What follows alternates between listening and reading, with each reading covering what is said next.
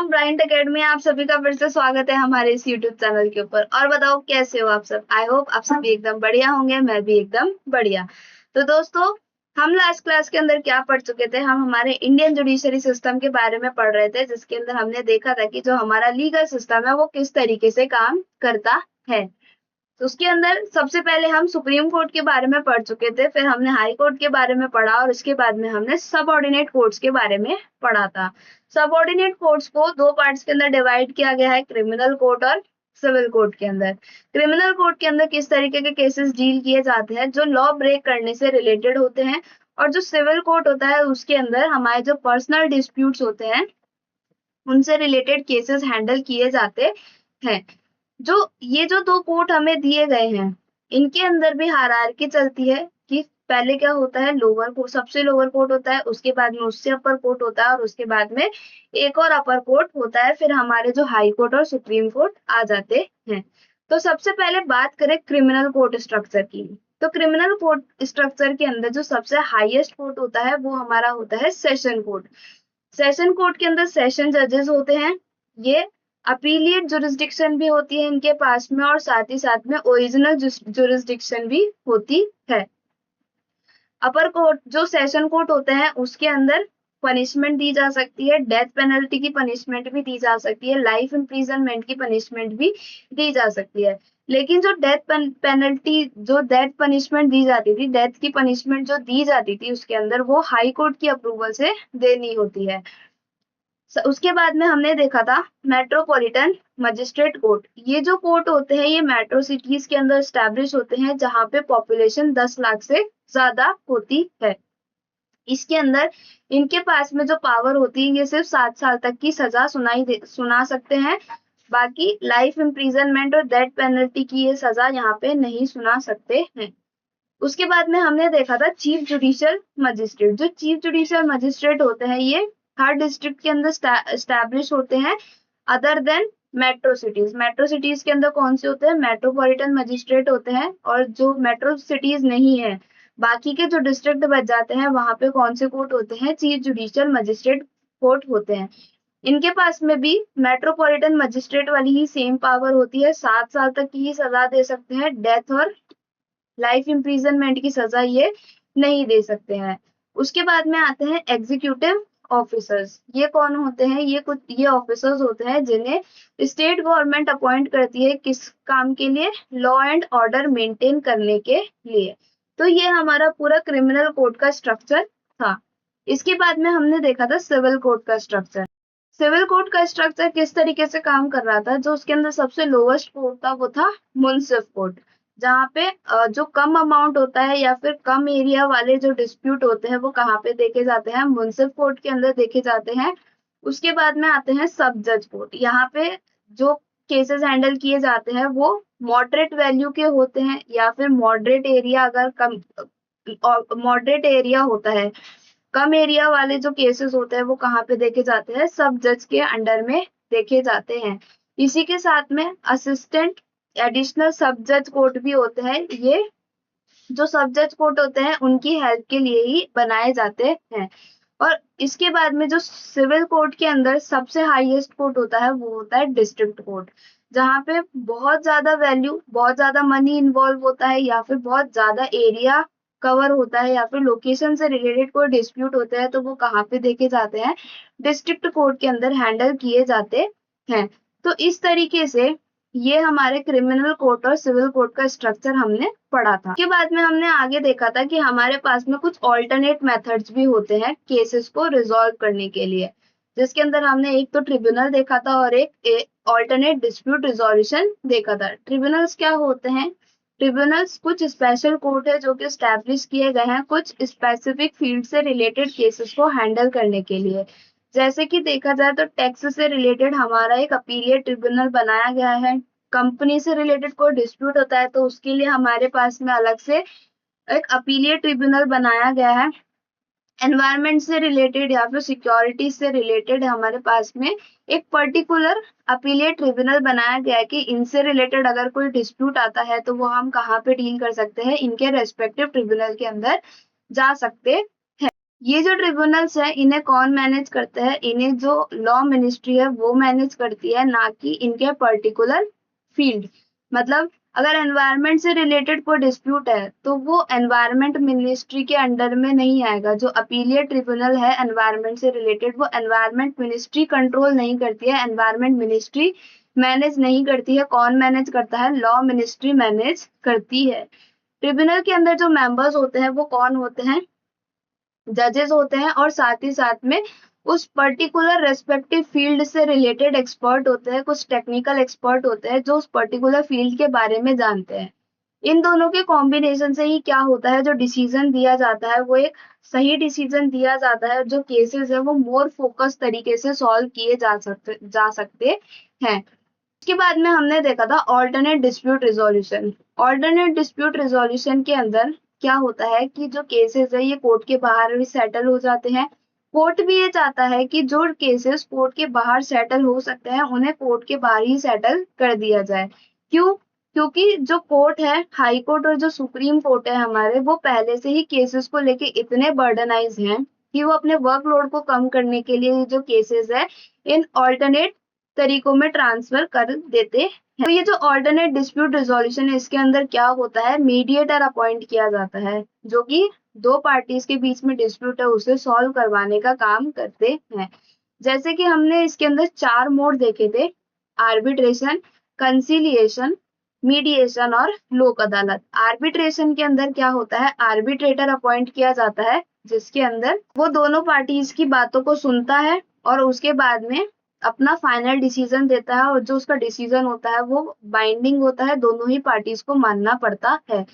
Arbitrator जो decision सुनाता है वो किसी और कोर्ट के अंदर अपीलेबल नहीं होता है, उसके अगेंस्ट में किसी और कोर्ट के अंदर अपील नहीं की जा सकती है।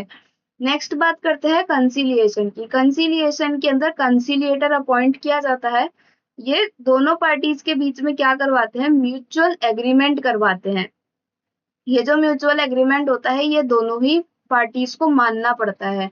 कंसिलिएटर जो डिसीजन देता है वो फोर्सफुल नहीं होता, जबरदस्ती का डिसीजन नहीं देते हैं, बल्कि दोनों ही पार्टीज के बीच में एक म्यूचुअल अंडरस्टैंडिंग करवाते हैं, म्यूचुअल एग्रीमेंट बनवाते हैं जिससे कि वो फाइनल बना देते हैं। एक तरीके से ये सजेशन देते हैं। तीसरा हम बात करते हैं मीडिएशन की।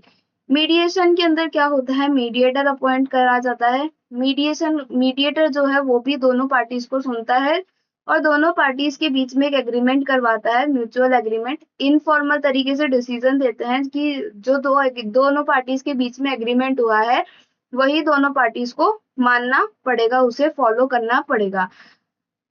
ये जो मीडिएटर होता है इनके डिसीजन भी बाइंडिंग नहीं होते हैं। लोक अदालत को पीपल्स कोर्ट भी बोला जाता है। यहाँ पे जो केसेस हैंडल किए जाते हैं ये जज के अंडर में या फिर किसी लीगल ऑफिसर के अंडर में हैंडल किए जाते हैं। इसके अंदर जो जजेस के डिसीजन सुनाते हैं वो फाइनल होता है, बाइंडिंग होता है और किसी दूसरे कोर्ट के अंदर अपीलेबल नहीं होता है। तो यहाँ तक हम लास्ट क्लास के अंदर पढ़ चुके थे। अब हम आगे बढ़ते हैं, स्टार्ट करते हैं रेगुलेटरी बॉडीज से। हमारे पास में कुछ रेगुलेटरी बॉडीज जिनका काम क्या है कि एक पर्टिकुलर सेक्टर से रिलेटेड जो रेगुलेटरी बॉडी है वो ये ध्यान रखती है कि वो जो सेक्टर है, वो जो सेगमेंट है वो ट्रांसपेरेंटली, एफिशिएंटली और फेयरली काम तो कर रहे हैं ना। उन सेक्टर्स के अंदर फ्रॉड को, मैल प्रैक्टिसेस को रोकने का काम किसका होता है, रेगुलेटरी बॉडीज का होता है। साथ ही साथ में ये जो रेगुलेटरी बॉडीज होती है ये जो पब्लिक इंटरेस्ट का भी ध्यान रखती है कि लोगों के साथ में कोई फ्रॉड ना हो सके, उनके इंटरेस्ट को सेफगार्ड करने का काम करते हैं। सबसे पहले हमारे पास में जो रेगुलेटरी बॉडी है वो क्या है, security exchange board of India, SEBI. ये किससे रिलेटेड है, ये हमारे जो सिक्योरिटी मार्केट है, जो हमारा कैपिटल मार्केट काम करता है, उससे रिलेटेड रेगुलेटरी बॉडी बनाई गई है। ये किस तरीके से काम करती है, ये एक क्रिटिकल वॉच डॉग की तरह काम करती है और साथ ही साथ में इनका रेगुलेटरी रोल भी होता है फाइनेंशियल इकोसिस्टम के अंदर। ये जो रेगुलेटरी बॉडी है ये ध्यान रखती है कि जो हमारा कैपिटल मार्केट है ये ट्रांसपेरेंटली, फेयरली और एफिशिएंटली काम कर रहा है ना। साथ ही साथ में जो इन्वेस्टर्स होते हैं स्टॉक मार्केट के अंदर जो लोग इन्वेस्ट करते हैं, जो इन्वेस्टर्स होते हैं, उनके इंटरेस्ट को भी ये क्या करते हैं, प्रोटेक्ट करते हैं, और जो मार्केट सिस्टम पूरा चल रहा है उसके अंदर कॉन्फिडेंस बूस्ट करने का काम करते हैं। ये जो सेबी है ये कब स्टैब्लिश हुआ था? ये 1992 के अंदर स्टैब्लिश हुआ था अंडर द सेबी एक्ट। इसका पर्पस क्या था कि ये जो कैपिटल मार्केट के अंदर मैल प्रैक्टिसेस या फ्रॉड हो रहे हैं उन्हें प्रिवेंट करना, और जो इन्वेस्टर्स है उनके कॉन्फिडेंस को रीस्टोर करना, कि भाई जो इन्वेस्टर्स है उन्हें ये भरोसा रहता है कि हाँ एक अथॉरिटी है जो हमारे पैसा का ध्यान रखती है, हमारे साथ में कुछ फ्रॉड ना हो इसका ध्यान रखती है। इसका नेचर कैसा है? ये जो सेबी है, security exchange board of India, ये एक रेगुलेटरी बॉडी है, स्टैचुरी रेगुलेटरी बॉडी है, मतलब एक गवर्नमेंट अथॉरिटी इस रेगुलेटरी बॉडी को मिली हुई है। किससे रिलेटेड रेगुलेशन ध्यान में रखती है? सिक्योरिटीज और कैपिटल मार्केट जो इंडिया के अंदर चल रहा है उससे रिलेटेड ये रेगुलेशंस का ध्यान में रखती है। सेबी की जो की फंक्शंस है वो क्या है? एक तो प्रोटेक्टिव फंक्शन है, रेगुलेटिव फंक्शन है, डेवलपमेंट फंक्शन है, और जो अगर मार्केट के अंदर कोई मैनिपुलेशन चल रहा है तो उनको पनिशमेंट देने का काम भी कौन करता है? सेबी ही करता है। तो आइए इसे थोड़ा हम रीड करते हैं और इसे साथ ही साथ में समझते हैं कि ये किस तरीके से काम करता है। तो ये जो सेबी है, SEBI plays a critical watchdog and regulatory role in India's financial ecosystem. ये इंश्योर करता है कि जो कैपिटल मार्केट है वो किस तरीके से फंक्शन कर रहा है, ट्रांसपेरेंटली, फेयरली, एफिशिएंटली, और साथ ही साथ में ये जो इन्वेस्टर्स है उनके इंटरेस्ट को भी सेफगार्ड करते हैं। मार्केट सिस्टम के अंदर कॉन्फिडेंस बूस्ट करने का काम करते हैं। सेबी जो स्टैब्लिश हुआ था 1992 के अंदर स्टैब्लिश हुआ था अंडर द सेबी एक्ट 1992। इसका जो पर्पस है, कैपिटल मार्केट के अंदर मैल प्रैक्टिसेस और फ्रॉड्स को रोकने का काम करने का काम है। ये इन्वेस्टर के कॉन्फिडेंस को रिस्टोर करते हैं। इसका नेचर कैसा है? ये एक स्टैचुरी रेगुलेटरी बॉडी है। इसका ऑब्जेक्टिव क्या है? इन्वेस्टर्स के इंटरेस्ट को प्रोटेक्ट करना, साथ ही साथ में ये इंश्योर करना कि जो मार्केट के अंदर फंक्शनिंग हो रही है वो फेयरली और एफिशिएंटली तो हो रही है ना। फ्रॉड और मैल प्रैक्टिसेस को रोकने का काम भी करते हैं। अब बात करते हैं की फंक्शंस ऑफ सेबी। ये किस तरीके से काम करते हैं? इनका जो की फंक्शन है वो क्या है? प्रोटेक्टिव फंक्शन, मतलब जो इन्वेस्टर्स है उनके इंटरेस्ट को प्रोटेक्ट करना, उनकी एजुकेशन अवेयरनेस को प्रमोट करना, और साथ ही साथ में जो इनसाइडर ट्रेडिंग्स होती है और जो प्राइस रिगिंग होती है उनसे भी ये रोकते हैं। जैसे कि यहाँ पे एक एग्जांपल लिया गया है इनसाइडर ट्रेडिंग को प्रिवेंट करने से रिलेटेड। ये जो एग्जांपल है ये रियल केस पे बेस्ड है। एक राजीव गुप्ता जी का केस हुआ था जो कि 2017 में हुआ था। ये कौन थे? फ्यूचर ग्रुप के सीनियर एग्जीक्यूटिव थे। इन्होंने क्या किया, ये जिस कंपनी में काम करते थे फ्यूचर ग्रुप में, उन्होंने उस कंपनी की जो कॉन्फिडेंशियल इंफॉर्मेशन थी वो कॉन्फिडेंशियल इंफॉर्मेशन अपने रिलेटिव्स को बता दी जब ये कंपनी पब्लिक के अंदर एक बड़ी डील करने वाली थी। पब्लिक में बड़ी डील करने वाली थी, उसकी इंफॉर्मेशन इन्होंने क्या करा, पहले ही अपने रिलेटिव्स को दे दी, जिससे कि इनके रिलेटिव्स ने उस इंफॉर्मेशन से क्या किया कि एक बड़ा प्रॉफिट अर्न कर लिया, एक बड़ा प्रॉफिट इन्होंने यहाँ पे कमा लिया। तो ये जब बात सेबी को पता चली, जब सेबी को ये बात पता चली तो इसके लिए राजीव गुप्ता जी के ऊपर सेबी ने हैवी फाइन लगाया गया था इनसाइडर ट्रेडिंग के लिए। क्योंकि सेबी ये बोलता है, सेबी ये इंश्योर करता है कि कोई भी कोई भी कंपनी की सीक्रेट इंफॉर्मेशन को यूज करके अनफेयर प्रॉफिट नहीं कमा सकता है। यहाँ पे ये सेफगार्ड सेबी करता है इन्वेस्टर्स के इंटरेस्ट को प्रोटेक्ट करने के लिए। नेक्स्ट अब बात करते हैं रेगुलेटरी फंक्शन की। रेगुलेटरी फंक्शन किस तरीके से काम करता है? जो सेबी है ये कुछ कोड ऑफ कंडक्ट फॉर्मुलेट करता है और जो कि कैसे होता है, इन्फोर्सिएबल होता है। अगर कोई इन कोड्स को फॉलो नहीं करते, जो मार्केट पार्टिसिपेंट्स है अगर इन कोड्स को फॉलो नहीं करते हैं तो उनके ऊपर एक्शन लिया जा सकता है। साथ ही साथ में जो इंटरमीडियरीज होते हैं जैसे कि ब्रोकर्स हो गए, इन्वेस्टमेंट बैंकर्स हो गए, उन्हें रजिस्टर करने का काम भी करता है और उनके ऊपर मॉनिटरिंग भी रखता है। स्टॉक एक्सचेंज की ऑडिट भी कंडक्ट करवाते हैं ये, और उसी के साथ में अगर कोई मिसकंडक्ट होता है तो ये फीस और फाइन्स भी उनके ऊपर लगा देते हैं। जैसे कि यहाँ पे एग्जांपल लिया गया है कि अगर स्टॉक मार्केट के अंदर कुछ स्कैम्स होते हैं तो उनके अगेंस्ट में किस तरीके से सेबी एक्शन लेते हैं। यहाँ पे एग्जांपल लिया गया है, सहारा का एक स्कैम हुआ था 2010 और 12 के बीच में। इसमें क्या हुआ था, जो सहारा इंडिया थे, सहारा इंडिया ने इन्वेस्टर से 24 करोड़ रुपीस रेज किए थे, किस तरीके से, थ्रू बॉन्ड्स। और इसके लिए इन्होंने सेबी से परमिशन नहीं ली थी, बिना सेबी के परमिशन के इन्होंने क्या करा था, ये जो अमाउंट है ये रेज कर लिया था बॉन्ड्स इशू करके, जिसके अंदर फिर सेबी ने सहारा को ऑर्डर किया कि उन्हें ये जो इन्वेस्टर्स है उनका मनी वापस से रिटर्न करना होगा। तो ये जो केस था ये सुप्रीम कोर्ट के अंदर चला गया, और इस केस के अंदर इन्वेस्टर्स को पैसा रिटर्न करने के लिए सेबी ने क्या किया था, जो सहारा इंडिया की प्रॉपर्टी थी उसको नीलामी पे रख दिया था, उसकी ऑक्शन करवा दी थी, जिससे कि जो लोगों का पैसा है वो वापिस से उन्हें रीपे किया जा सके। तो इस तरीके से जो सेबी है पब्लिक के मनी को प्रोटेक्ट करने का काम करता है। अगर कोई रूल्स तोड़ता है, अगर कोई रूल्स तोड़ता है तो उनके अगेंस्ट में स्ट्रॉन्ग एक्शन लेने का काम भी सेबी करते हैं।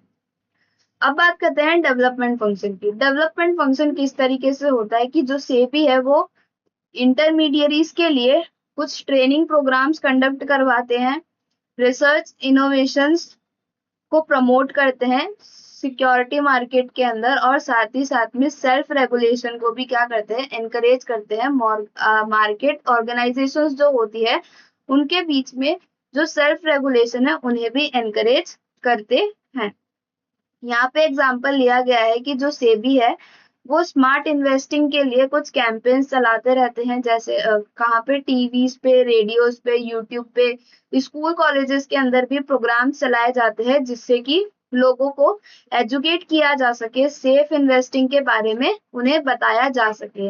वैसे हमने एक स्लोगन देखा ना कि टीवी पे हमेशा एक स्लोगन आता है कि म्यूचुअल फंड सही है। तो इस तरीके के प्रोग्राम्स जो है डेवलपमेंट के लिए सेबी करवाता रहता है, जिससे कि लोगों के अंदर अवेयरनेस बढ़ा सके। मार्केट के अंदर अगर कोई मैनिपुलेशंस होती है तो उन्हें भी, उन मैनिपुलेशन करने वालों को ये क्या करते हैं, पनिशमेंट भी देते हैं। जैसे कि यहाँ पे एक एग्जांपल लिया गया है कर्व स्टॉक ब्रोकिंग केस का, जो कि कब हुआ था, 2019 के अंदर हुआ था। इसके अंदर क्या था कि ये जो कर्व था, ब्रोकर था, एक ब्रोकरेज फर्म थी जो कि क्लाइंट के शेयर्स को बिना उनकी परमिशन के यूज करके क्या कर रही थी, अपने लिए पैसा रेस कर रही थे।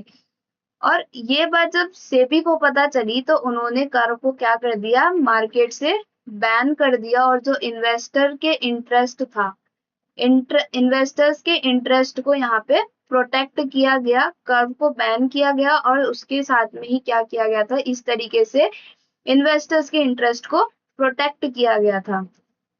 और इसी के चलते इन्होंने क्या करा, कुछ स्ट्रिक्ट रूल्स यहाँ पे इंट्रोड्यूस कर दिए थे, जिससे कि जो ब्रोकर्स है वो इन्वेस्टर्स के शेयर्स को मिसयूज ना कर सके। अभी हमने बात की थी ना कि जो सेबी है वो किस तरीके से काम करता है। सेबी एक वॉच डॉग की तरह काम करता है, अगर किसी को पकड़ लेता है तो उन्हें उन फ्रॉड्स के लिए पनिश भी करता है। नेक्स्ट बात करते हैं D listing companies from stock exchange. SEBI के पास में इतनी पावर होती है कि वो स्टॉक एक्सचेंज से कंपनीज को डी लिस्ट भी कर सकते हैं। SEBI D list companies for not following rules. SEBI delisted over 200 companies between 2017 to 2021 for not filing financial results, not responding to investors' complaints, being inactive for years. They were called shell companies used for hiding black money. तो भाई सेबी के पास में इतनी power है कि वो जो companies को डीलिस्ट कर सकते हैं अगर वो रूल्स को फॉलो नहीं करते हैं तो। जैसे कि अगर कोई कंपनी अपने फाइनेंशियल रिजल्ट्स को टाइम पे फाइल नहीं करती है, इन्वेस्टर्स की कंप्लेंट को का रिस्पॉन्स नहीं दे रही है, या फिर बहुत टाइम से इनएक्टिव है, या फिर कुछ कंपनीज ऐसी भी होती है जो कि सिर्फ ब्लैक मनी को छुपाने के लिए ही बनाई जाती है, जिन्हें हम शेल कंपनीज भी बोलते हैं। तो इस तरह की जो कंपनीज होती हैं उन्हें क्या कर सकती है सेबी अपनी पावर का यूज करके डीलिस्ट भी कर सकती है, मार्केट से हटा सकती है। तो इस तरीके से हमने देखा कि सेबी के पास में किस तरीके की पावर्स है। SEBI rules and regulations, stock exchange से रिलेटेड जो रूल्स एंड रेगुलेशंस है उन्हें अमेंड कर सकते हैं, फाइनेंशियल रिकॉर्ड्स और डेटा को एक्सेस कर सकते हैं, अगर कोई केस आता है तो उससे रिलेटेड हियरिंग भी कर सकते हैं। इनके पास में अपनी एक अपीलिएट अथॉरिटी होती है, वहां पे जो हियरिंग्स है, जो केसेस है वो डील किए जाते हैं। उसके साथ में कंपनीज को मार्केट से डीलिस्ट करने के कर सकती है, अप्रूवल दे सकती है, उनके ऊपर फाइन पेनल्टीज लगा सकती है, डिसिप्लिनरी एक्शंस उनके ऊपर लगा सकती हैं। साथ ही साथ में ब्रोकर्स, इन्वेस्टमेंट एडवाइजर्स और जो अदर मार्केट इंटरमीडियरीज है उन्हें भी रेगुलेट करने का काम कौन करता है, सेबी करती है। आगे बढ़ते हैं, next regulatory body reserve bank of India. RBI का काम क्या है? आरबीआई क्या है? आरबीआई हमारा central bank of India, RBI India का सेंट्रल बैंक है। ये कब स्टार्ट हुआ था? 1935 के अंदर स्टार्ट हुआ था, जो कि पूरी कंट्री के मनी और फाइनेंशियल सिस्टम को मैनेज करता है। इसका मेन पर्पस क्या है? प्राइस स्टेबिलिटी बनाए रखना, मतलब कि जो इन्फ्लेशन होती है, महंगाई है, उसे कंट्रोल करने का काम कौन करता है? आरबीआई करता है। साथ ही साथ में वो ये ध्यान रखते हैं कि जो मनी फ्लो है वो डिफरेंट पार्ट्स के अंदर सही से फ्लो हो सके, जैसे कि फार्मिंग, फैक्ट्रीज और बिजनेसेस, यहाँ पे जो मनी का फ्लो है वो सही से हो सके। ये मेक श्योर कौन करता है? आरबीआई करते हैं। साथ ही साथ में जो दूसरे बैंक्स और फाइनेंशियल कंपनीज होती हैं, जो दूसरे बैंक्स और जो फाइनेंशियल कंपनीज होती है उन्हें सुपरवाइज करने का काम भी कौन करता है? आरबीआई ही करता है, जिससे कि जो लोगों का मनी है वो सेफ रह सके। मतलब एक तरीके से जो बैंक्स होते हैं और जो फाइनेंशियल कंपनीज होती है उन पे नजर रखने का काम किसका है? आरबीआई का। आरबीआई का मेन फंक्शन है कि यदि कोई बैंक खोलना चाहता है या फिर कोई बैंक ब्रांचेस को ऑथोराइज करना है, काम किसका है? आरबीआई का है। It formulate, implement and review the prudential norms like the Basel framework. ये जो नॉर्म्स है, प्रूडेंशियल नॉर्म्स है, उन्हें फॉर्मुलेट करने का काम करता है, उनके अंदर उनको इम्प्लीमेंट करने का काम करता है, और उनके इम्प्लीमेंटेशन के बाद में उनको रिव्यू करने का काम भी किसका है? आरबीआई का है। आरबीआई बैंकिंग सेक्टर्स के साथ में क्या करता है? रिजर्व्स को मेंटेन और रेगुलेट करने का काम भी करते हैं, जैसे कि जो एसएलआर और सीआरआर, कैश रिजर्व रेशो और जो स्टैट्यूटरी लिक्विडिटी रेशो है, ये मेंटेन किया जाता है। बैंक्स को आरबीआई के साथ में ये मेंटेन करके रखना पड़ता, जो कि किस में हेल्प करता है? कि ये हेल्प करता है आरबीआई, आरबीआई की हेल्प करता है कि जो बैंक है कितने मनी को ये बैंक लैंड कर सकते हैं। ये कौन ध्यान रखता है? ये कौन कंट्रोल करता है? ये आरबीआई कंट्रोल करता है। किस तरीके से? सीआरआर और एसएलआर को मेंटेन करके।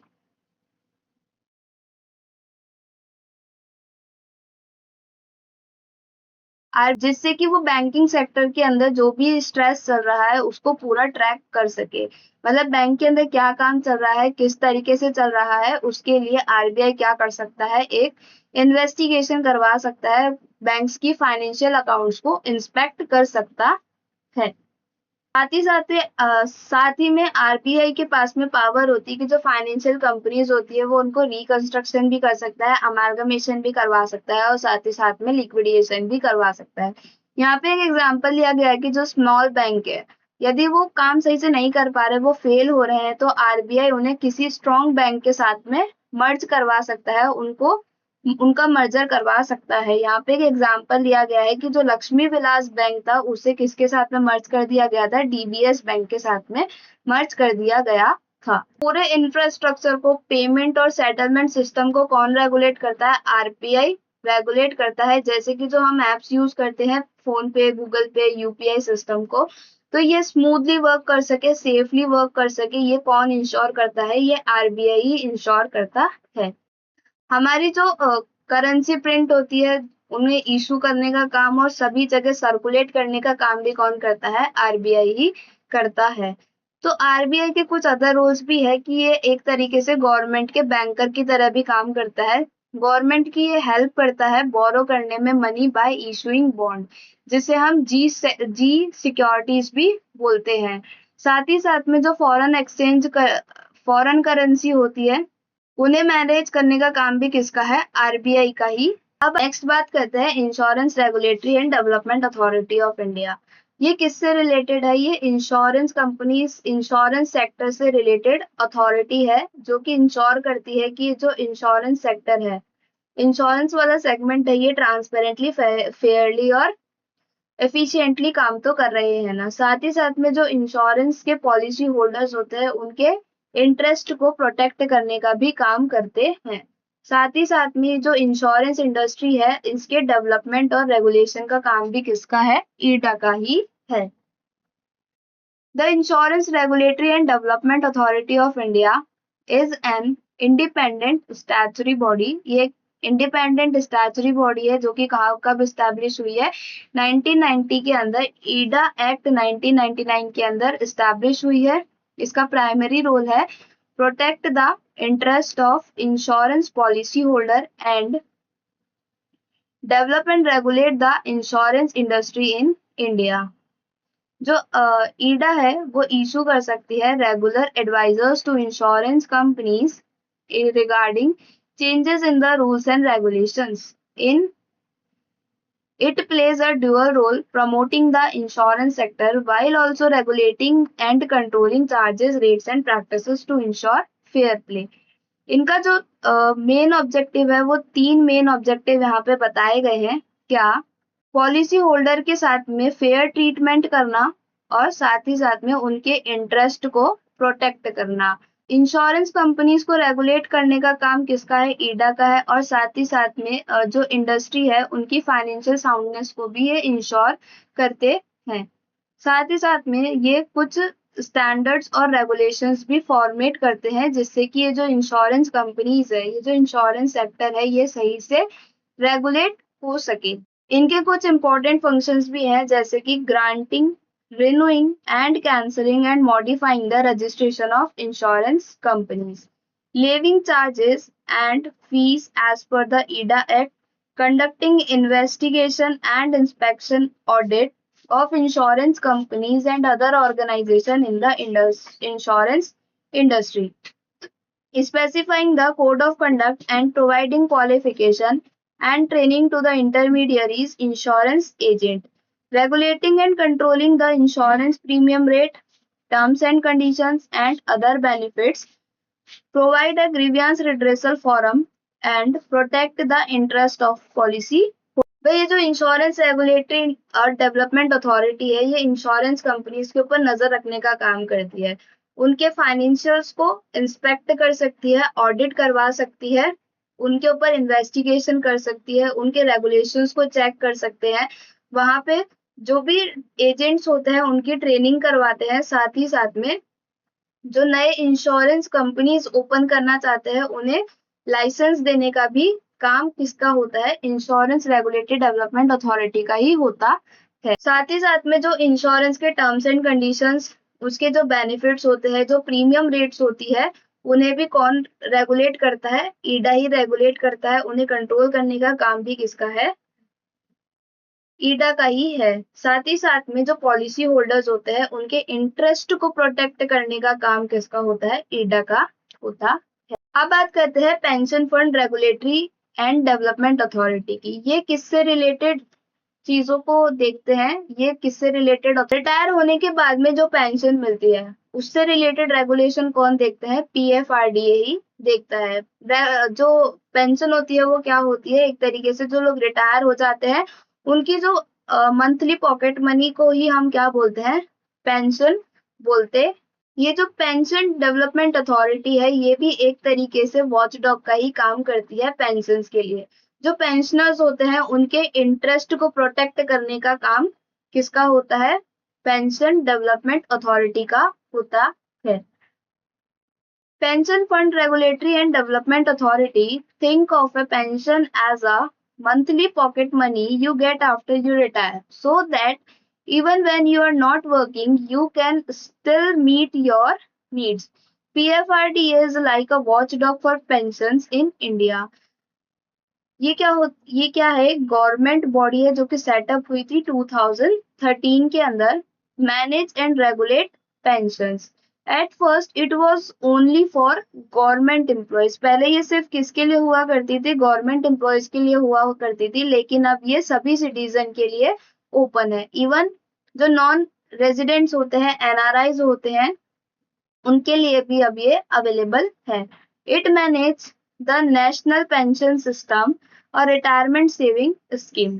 जो एनपीएस सिस्टम है, नेशनल पेंशन स्कीम की एक सिस्टम चलता है, उसे भी कौन रेगुलेट करते हैं? पीएफआरडीए ही रेगुलेट कर रहे हैं। What does PFRDA do? इनका काम क्या है? Keep an I on companies that manage your pension money. उन कंपनीज के ऊपर नजर रखते हैं जो हमारे पेंशन मनी को मैनेज कर रहे हैं, जैसे कि बैंक्स हो गए और जो फंड मैनेजर्स होते हैं। लोगों को एजुकेट करते हैं सेविंग करने के लिए, रिटायरमेंट के लिए सेविंग करने के लिए लोगों को एजुकेट करते हैं।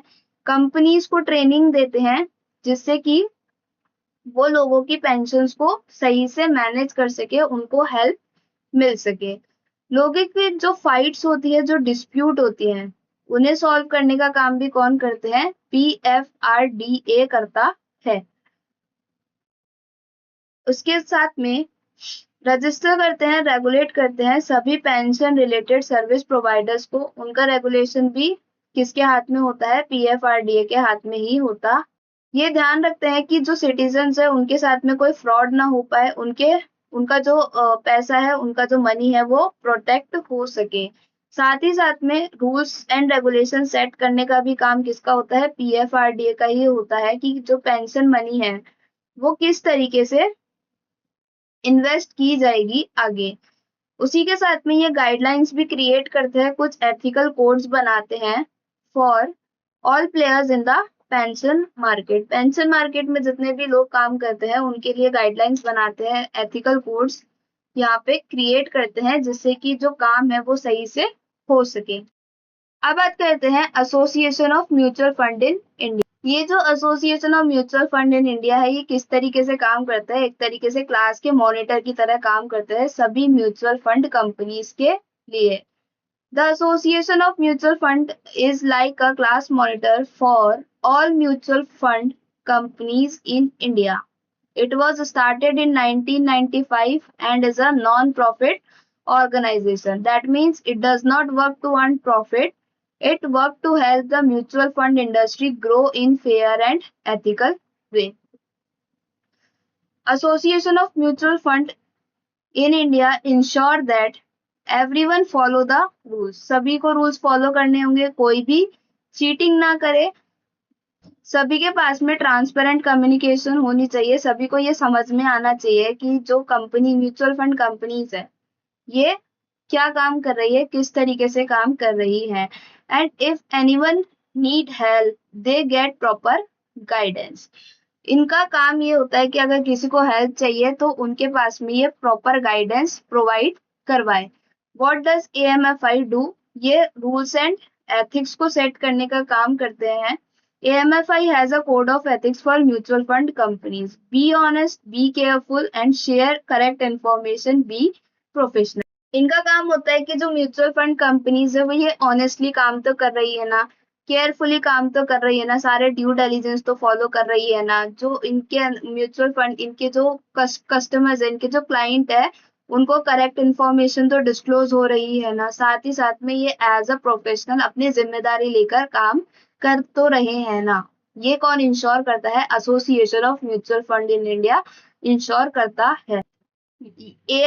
एएमएफआई ये इंश्योर करता है कि जो इन्वेस्टर्स है उन्हें करेक्ट इन्फॉर्मेशन तो मिल रही है ना, जो नेट एसेट वैल्यू चल रही है वो डेली बेसिस पे वेबसाइट के ऊपर कंपनी की वेबसाइट के ऊपर डेली बेसिस पे अपडेट होनी चाहिए, जिससे कि जो क्लाइंट्स है उन्हें उस प्राइस का पता चल सके।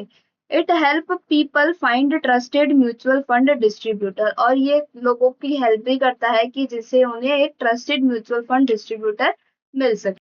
अवेयरनेस स्प्रेड करने का काम करते हैं। AMF run advertisements and campaign to teach people how mutual fund work. इस AMFI गवर्नमेंट बॉडी, क्या ये गवर्नमेंट बॉडी है? AMFI जो है वो सेबी की गाइडेंस के अंदर काम करते हैं, which is a part of the Ministry of Finance. It is not a government organization itself, but also follow all government rules. Government के सारे रूल्स को फॉलो करते हैं, लेकिन ये कोई गवर्नमेंट ऑर्गेनाइजेशन नहीं है। इनके अंदर जो मेंबर्स होते हैं वो कौन होते हैं? ऑलमोस्ट सभी mutual fund companies, fund houses, brokers, investor, investment advisers.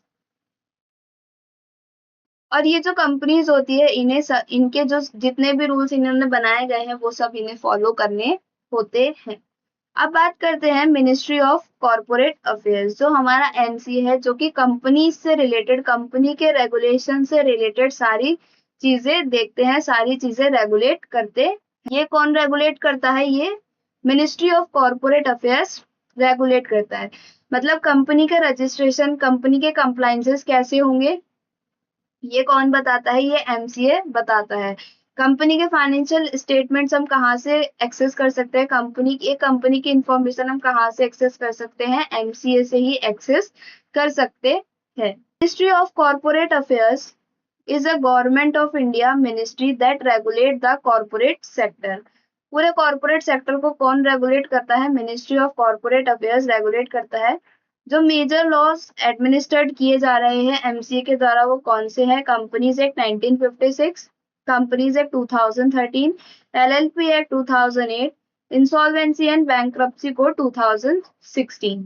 MCA का ऑब्जेक्टिव क्या है? एमसीए का ऑब्जेक्टिव है जो स्टेक होल्डर्स होते हैं, जो इन्वेस्टर्स है, कंपनी के एम्प्लॉयज है, कंपनी के जो क्रेडिटर्स है, उनके इंटरेस्ट को प्रोटेक्ट। साथ ही में जो बिजनेस प्रैक्टिसेस हो रही है वो फेयरली और ट्रांसपेरेंटली तो हो रही है ना, साथ ही साथ में जो कंपनीज की ग्रोथ और उनके इजी डूइंग बिजनेस को भी प्रमोट करते हैं, ये फैसिलिटेट करते हैं कि जो कंपनी के काम होते हैं, कंपनी जो अपने बिजनेस को इजीली कर पाए, उनके लिए काम इजी हो पाए, कंपनीज की जो ग्रोथ है वो इसे फैसिलिटेट कौन करते हैं?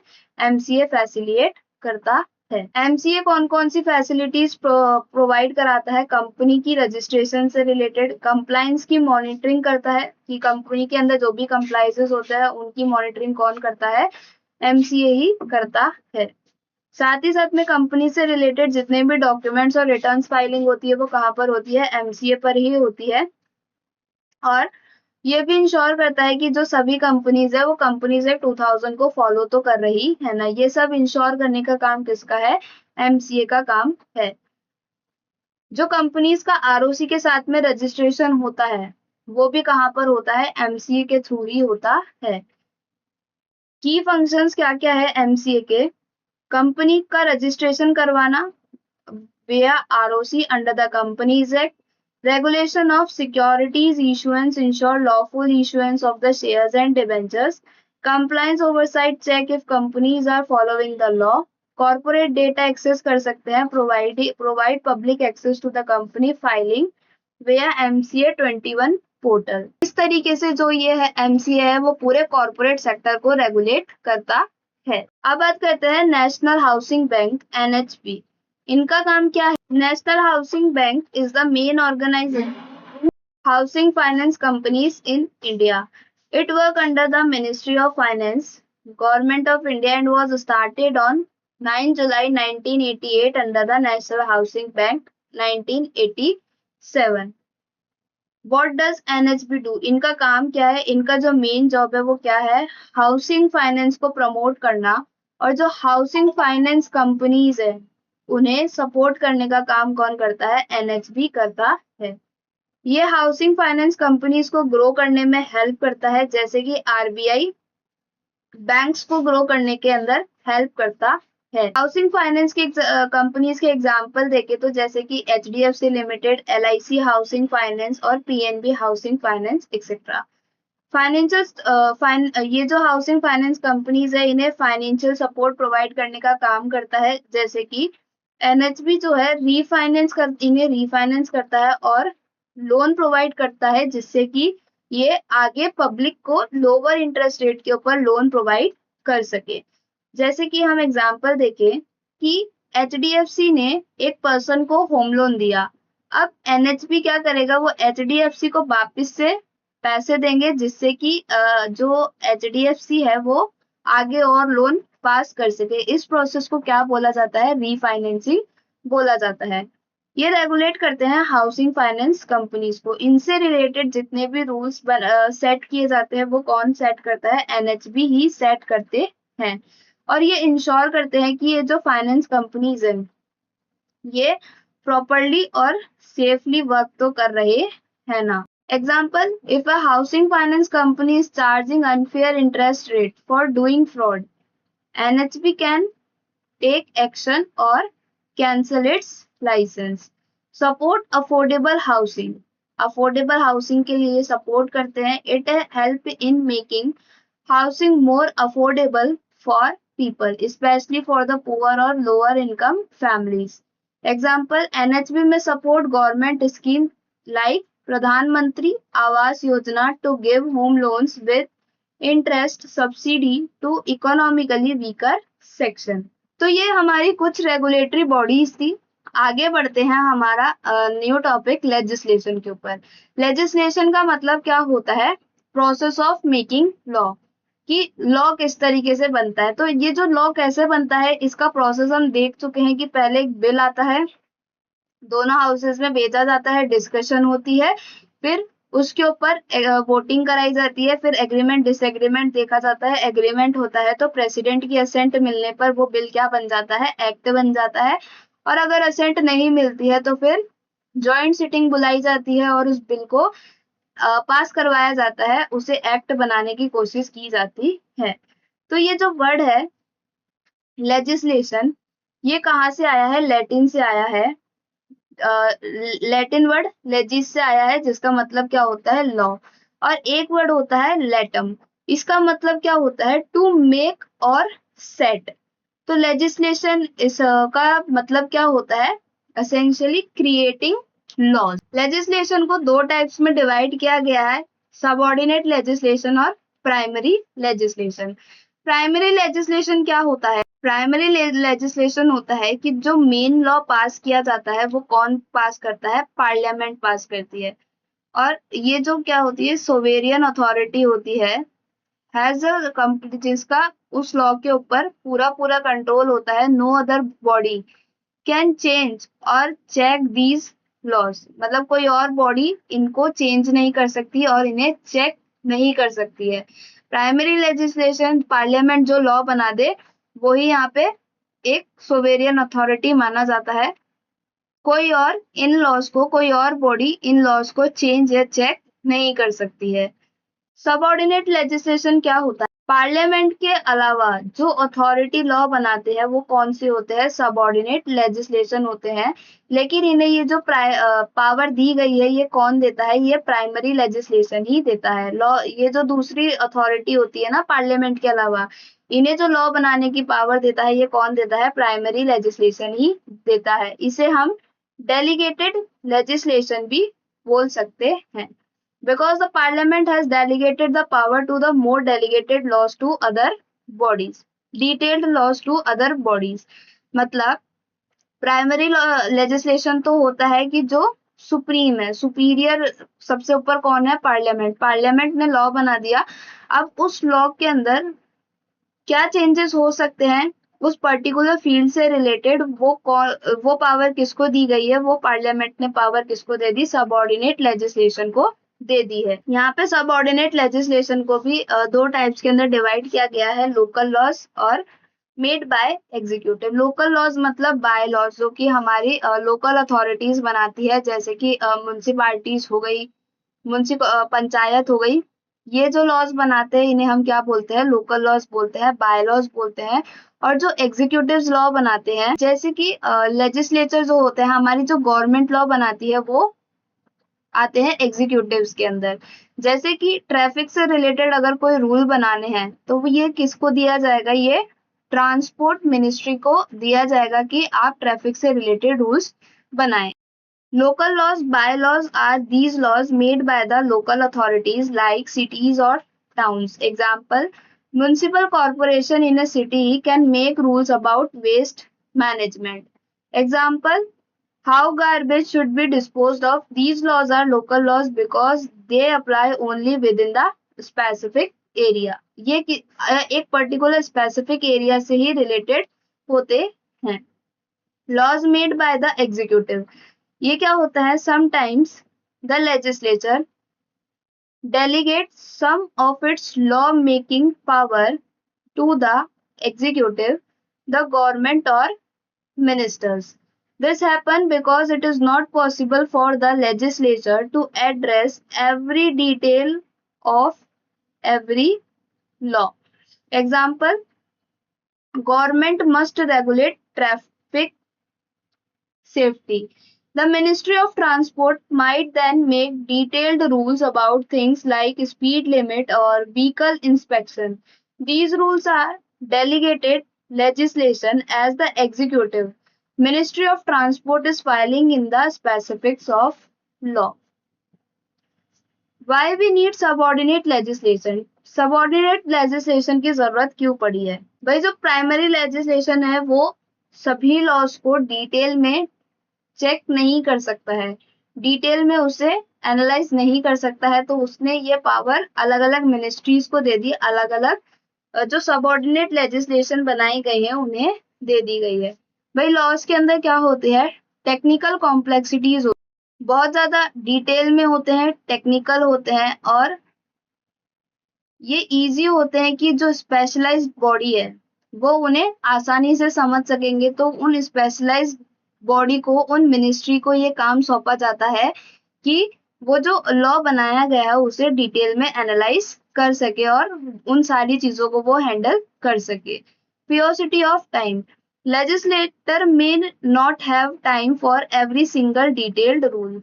हर एक रूल को डिटेल में एनालाइज करने जितना लेजिस्लेटर के पास में इतना टाइम नहीं होता है, इसलिए वो क्या करते हैं, सबऑर्डिनेट लेजिस्लेशन को ये पावर दे देते हैं कि वो इन्हें डिटेल में समझ सके, डिटेल में फॉर्मुलेट कर सके। They might pass a law that says regulate the internet, then the executive can make detailed rules about internet safety. Speed, in urgent situation, delegated legislation can be passed quickly, rules can be implemented faster, especially in complex area like health and environment safety. During a public health emergency, the government might pass law about the social distancing and mask wearing. Efficiency, expert can create technical rule without parliament needing to review every detail. इसे हम समझते हैं एक example की help से। भाई हमारा जो प्राइमरी और सबऑर्डिनेट लेजिस्लेशन है वो किस तरीके से काम करता है। तो ये जो हमें एक हाउस कंस्ट्रक्ट कराना है, हमें घर बनवाना है, तो इसके लिए हमने क्या करा, पहले एक आर्किटेक्ट से कंसल्ट किया। तो ये जो आर्किटेक्ट है ये कौन हो गया, हमारा प्राइमरी, ये कौन हो गया, प्राइमरी लेजिस्लेशन।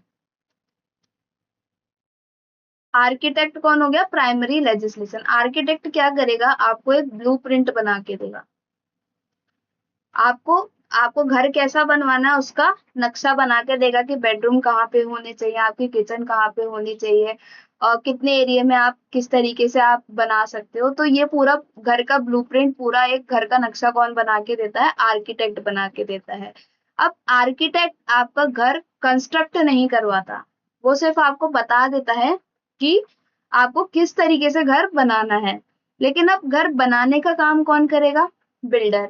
आप बिल्डर से कंसल्ट करोगे तो फिर बिल्डर आपको सजेस्ट करता है कि उसके अंदर क्या मटेरियल लगेगा।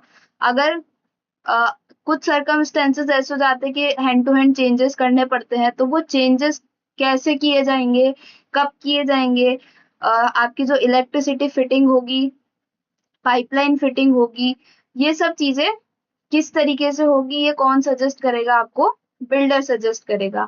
साथ ही साथ में आपका जो अंदर डिजाइन होगा घर का वो किस तरीके से होगा, आपकी फ्लोरिंग कैसे होगी, उसकी डिजाइन क्या होगी, ये आपको कौन सजेस्ट करेगा? बिल्डर ही सजेस्ट करेगा। तो यहाँ पे जो आर्किटेक्ट है वो एज अ प्राइमरी लेजिस्लेशन काम करता है और जो बिल्डर है वो किस तरीके से काम करते हैं? सबऑर्डिनेट लेजिस्लेशन की तरह काम करते हैं। क्योंकि जो आर्किटेक्ट है वो सिर्फ आपको ये बताता है कि आपका घर कैसा होगा, अंदर मतलब आपके कितने बेडरूम होंगे, वो एक मैप बना के देता है, एक नक्शा बना के देता है। लेकिन उसका इम्प्लीमेंटेशन कौन करता है? उसके अंदर इम्प्लीमेंटेशन, उसके अंदर चेंजेस कौन करता है? उसे एग्जीक्यूशन में कौन लेकर आता है? बिल्डर लेकर आते हैं। इसी तरीके से हमारे जो प्राइमरी लेजिस्लेशन और सबऑर्डिनेट लेजिस्लेशन काम करते हैं वो किस तरीके से करते हैं? जो पार्लियामेंट होता है वो किसी चीज से रिलेटेड बता देते हैं कि इससे रिलेटेड लॉ बनना चाहिए। जैसे कि हम बात करें कि ट्रैफिक से रिलेटेड रूल्स बनने चाहिए, ये कौन बता देगा? पार्लियामेंट बता देगा। लेकिन अब वो लॉ किस तरीके से बनना चाहिए, वो लॉ किस तरीके से इम्प्लीमेंट होना चाहिए, बाहर की सिचुएशन क्या चल रही है, ये कौन देखता है? वो जो ट्रांसपोर्ट मिनिस्ट्री है वो देखते हैं। तो वो सबऑर्डिनेट जो हमारा सबऑर्डिनेट लेजिस्लेशन है उसकी तरह काम करते हैं, क्योंकि उन्हें पता है कि पूरा जो ट्रांसपोर्ट सिस्टम है वो किस तरीके से काम कर रहा है, वहां पे कहाँ पे किस तरह के चेंजेस चाहिए, वो इम्प्लीमेंट कहाँ पे करेगा, उससे रिलेटेड किस तरीके के रूल्स बनाने चाहिए, किस तरीके की रेगुलेशंस होने चाहिए, ये कौन ध्यान में रखेगा? सबऑर्डिनेट लेजिस्लेशन के ध्यान में रखेगा, क्योंकि जो काम वो कर रहे होते हैं उनके बारे में उन्हें ही नॉलेज होती है, तो वो उस काम को सही से कर पाते हैं। इसी तरीके से जो लेजिस्लेशन लॉ बनाए जाते हैं वो भी इसी तरीके से बनाए जाते हैं कि जिस मिनिस्ट्री के अंडर में वो होते हैं उन्हें ज्यादा नॉलेज होती है कि वहां पे किस तरीके से काम होना है, क्या चेंजेस होने चाहिए, क्या प्रॉब्लम्स आ रही है, तो उन्हें एग्जीक्यूशन में लाने का काम कौन करते हैं? सबऑर्डिनेट लेजिस्लेशन करते हैं। प्राइमरी लेजिस्लेशन का काम सिर्फ इतना होता है कि वो हमें बता देते हैं कि लॉ बनाना है, इस चीज से रिलेटेड, एक पर्टिकुलर चीज से रिलेटेड, पर्टिकुलर सेगमेंट से रिलेटेड लॉ बनाना है, लेकिन लॉ बनेगा कैसे, उसकी डिटेल्स कौन डिसाइड करता है? सबऑर्डिनेट लेजिस्लेशन करते हैं। तो इस तरीके से जो हमारा प्राइमरी और सबऑर्डिनेट लेजिस्लेशन काम करते हैं ये होते हैं हमारे प्राइमरी एंड सबऑर्डिनेट लेजिस्लेशन। तो दोस्तों आज के लिए इतना ही, हमारा ये चैप्टर जो है कंप्लीट हो चुका है। नेक्स्ट क्लास में मिलते हैं एक नए चैप्टर के साथ में। अभी के लिए thank you so much, bye bye, take care. Channel को लाइक करना, सब्सक्राइब करना मत भूलना, अपने दोस्तों के साथ में शेयर करना मत भूलना। तो मिलते हैं हमारे नेक्स्ट चैप्टर के साथ में अगली क्लास में।